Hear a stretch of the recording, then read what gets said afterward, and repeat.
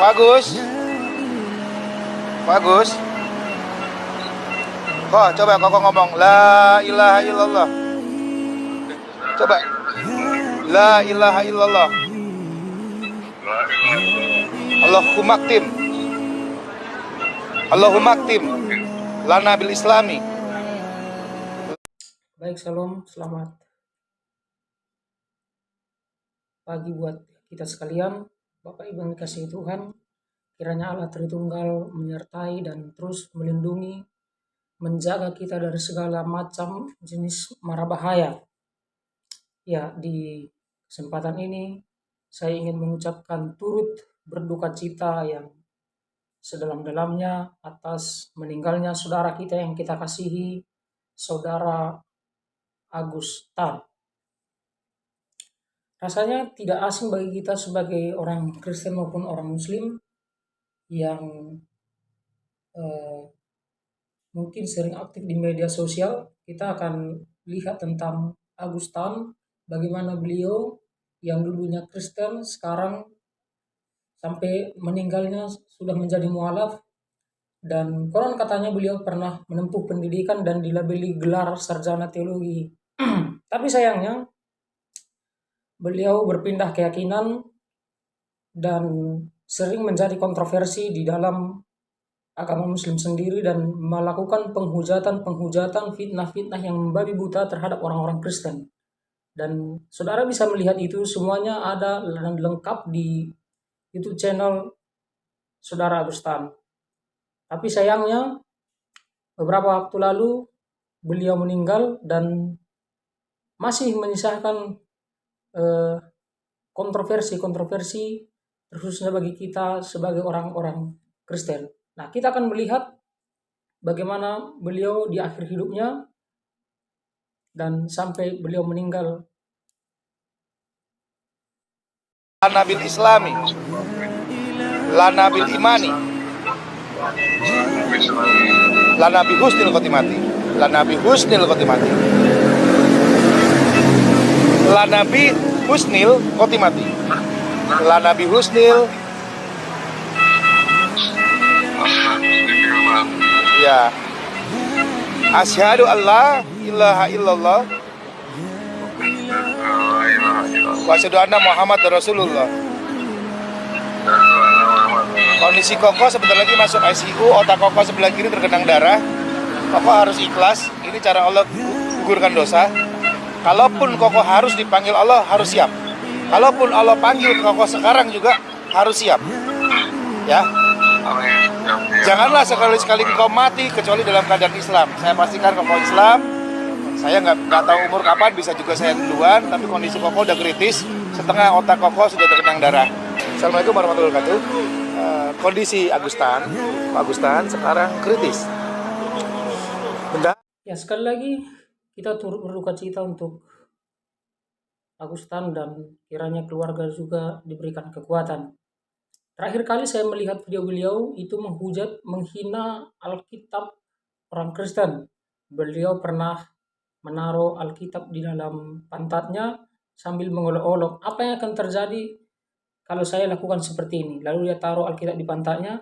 Tapi tidak lama kemudian, setelah kejadian itu, beliau mengalami penyakit sampai kemudian meninggal. Dan belum pernah saya dengar beliau sembuh setelah mengalami penyakit itu. Dan 2 hari yang lalu beliau sudah meninggal. Ini videonya ketika beliau mengolok-olok kekristenan.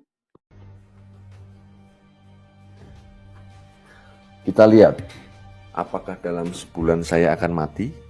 Ya. Kita taruh lagi. Ya. Kita lihat nanti apakah Agus Tan akan mati ketika Alkitab ditaruh di pantat. Saya kira seperti itu.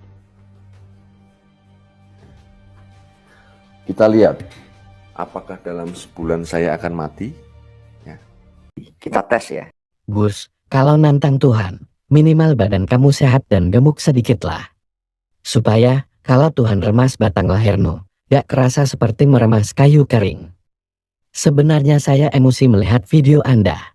Tetapi firman Tuhan menegur saya. Begini bunyi firman Tuhan yang menegur saya. Apabila kamu menjadi marah, janganlah kamu berbuat dosa, janganlah matahari terbenam sebelum padam amarahmu, dan janganlah beri kesempatan kepada iblis. Efesus 4 ayat 26-27. Walaupun perbuatanmu menyinggung kami sebagai umat Kristen, kami tetap mengasihimu, karena itulah yang Tuhan Yesus ajarkan pada kami. Saya hanya ingin menyampaikan saran untukmu Agus. Sebaiknya kamu bersiap.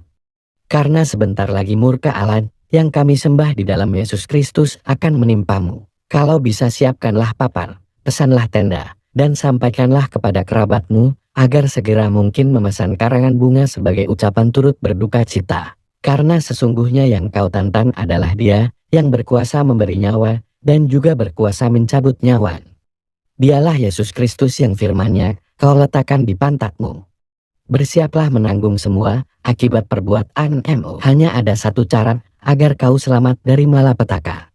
Bertobatlah dan berdoa meminta ampun pada Yesus Kristus Allah yang perkasa itu, dan Dia akan mengampunimu.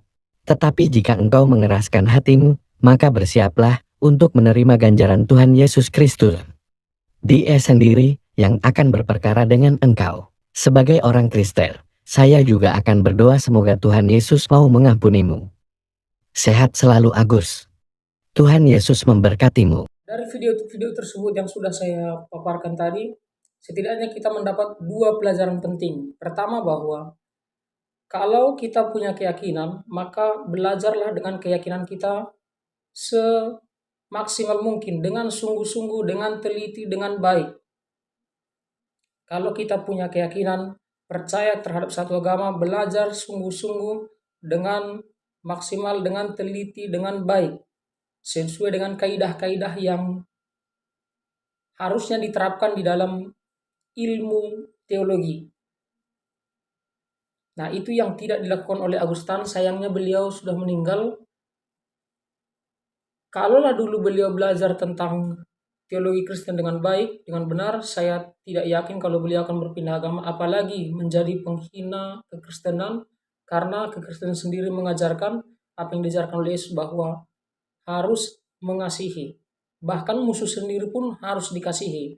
Tapi Augustan justru ketika berpindah agama, beliau malah menghujat agama yang lama, yaitu agama Kristen.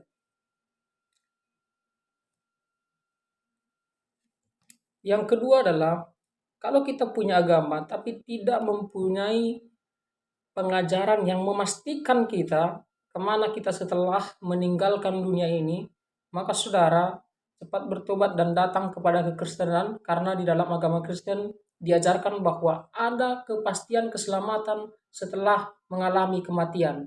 Itu sebabnya Yesus berkata dalam Yohanes 14:6, "Akulah jalan, kebenaran, dan hidup. Tidak ada yang sampai kepada Bapa kalau tidak melalui aku." Jadi satu-satunya agama di dunia ini yang memiliki keyakinan akan selamat setelah mati hanyalah agama Kristen, pengikut Yesus Kristus. Jadi saudara-saudara, kalau ingin mendapatkan keselamatan, kepastian kehidupan kekal, percayalah kepada Yesus, maka saudara akan diselamatkan. Demikian kiranya apa yang saya sampaikan kiranya menjadi pembelajaran bagi kita sekalian. Sampai jumpa di lain waktu. Tuhan Yesus memberkati kita sekalian. Terima kasih. Shalom.